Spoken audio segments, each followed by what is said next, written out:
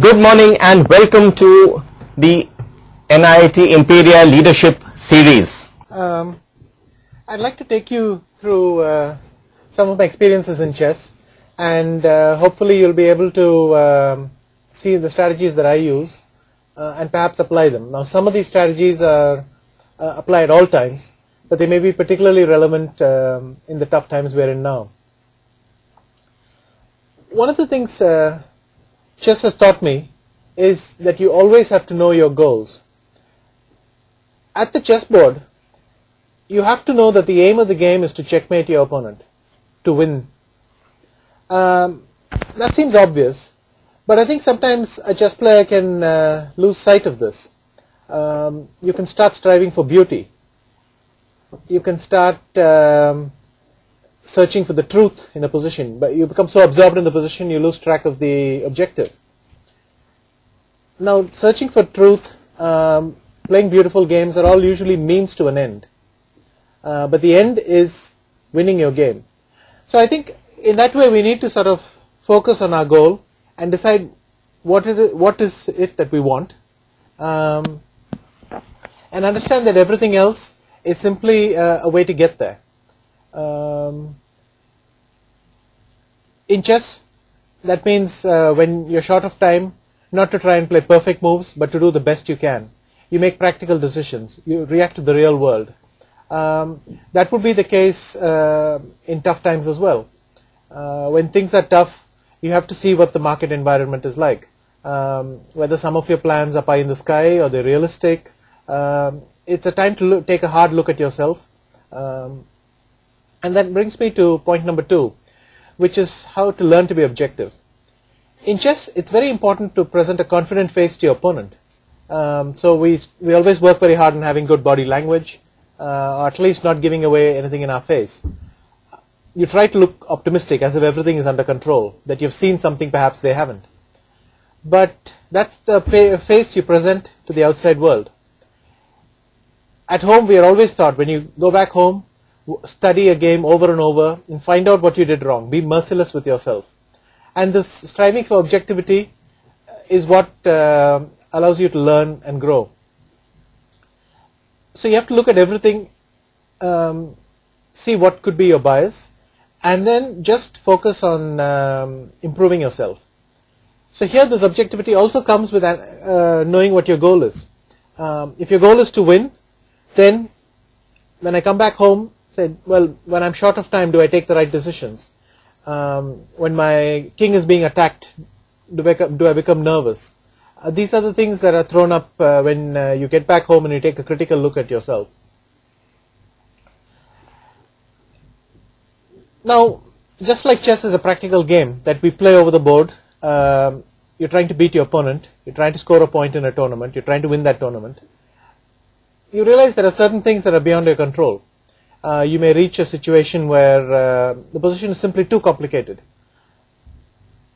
In that case, you just have to go with the best decision you can. You learn to trust your intuition. You know, all these years you worked on chess. You learn to, it's got to count for something. So you learn to trust it, and then again, make practical decisions at the board, and stop worrying about things you can't control.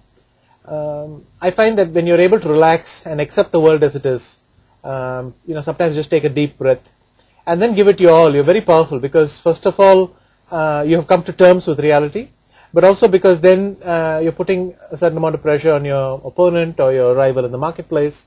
It's the same principle, I think. And that comes to point number 4, which is, I think you really have to know your opponent. In the same way that you analyze yourself objectively, when you're competing with someone, you have to know something about them. You have to understand them, what drives them, perhaps what they're good and bad at, or what they're afraid of, and what they deal with confidently. This is not nothing to do with contempt or respect. It's simply an objective evaluation that allows you then to determine the best strategy going forward. When I was going to play in Bonn against Vladimir Kramnik, I had a good year to prepare for that. I had just won Mexico, and the match was announced. So I remembered something that happened to me many years ago. which was right after I won the World Championship in the year 2000 in Delhi. I played a tournament in Dortmund. And in the first half of the tournament, I had a very bad result. I lost one game and drew 4. And I decided that I wasn't really going to try to take this tournament forward. I was simply going to try and avoid defeat in the remaining games. Essentially giving up any hope for fighting for first place. I decided to sort of cut my expectations and just go for safety. And in fact, instead of saving the remaining games, I lost 3 games and drew 2 in the remaining 5. That experience actually hurt me for quite a while, and it took me quite a while to come to terms with it. But one thing I realized was sometimes safety is an illusion. You can play very aggressively and be quite safe, or you can strive for safety and in fact place yourself in a very risky situation. Sometimes not taking risks is the most riskiest strategy, as I discovered there. And then I resolved, not right away, over the years I think it grew on me, that one has to take risks, because risks are what life is about. One can't be safe all the time. But then the question is, why did I wait for such a bad result before I learned this lesson? Why not start taking risks at good times? I mean, if instead of waiting for Dortmund to learn these things, I had started taking risks and experimenting with my game a few months earlier, perhaps I could have averted it. And after Mexico, which was a very successful event for me, I won by a whole point, and it was a very convincing win in a very strong field. I remember this lesson. And for Bonn, I decided that I was going to switch in many areas. One of the things I felt that my opponent Kramnik was very comfortable in the area that I normally specialize in. So I decided at considerable risk to move to an area where supposedly he specializes in, especially in the area of the first move, and then to work. Now, having decided the strategic decision very early, by November, I had given myself a whole year.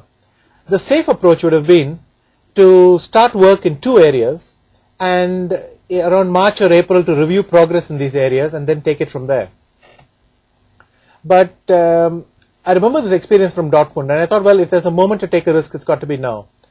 The positive side is, of course, if my risk paid off, then I would have spent a whole year on a problem instead of only half a year. On the bad side, of course, it need not have worked out. But even so, I felt my worst case scenarios were not that bad. What's the worst thing that could happen? I would be in his territory, but I would have studied it as well, and I would simply have to compete on chess understanding. Perhaps it would have been slightly better to have more experience, but on balance, I felt I could live with that.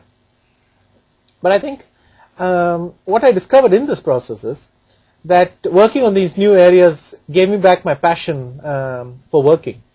I mean, this year when I was training for the match, I really enjoyed training for it, because having switched to a new area, there was so much new to discover, and you don't even realize that you're working.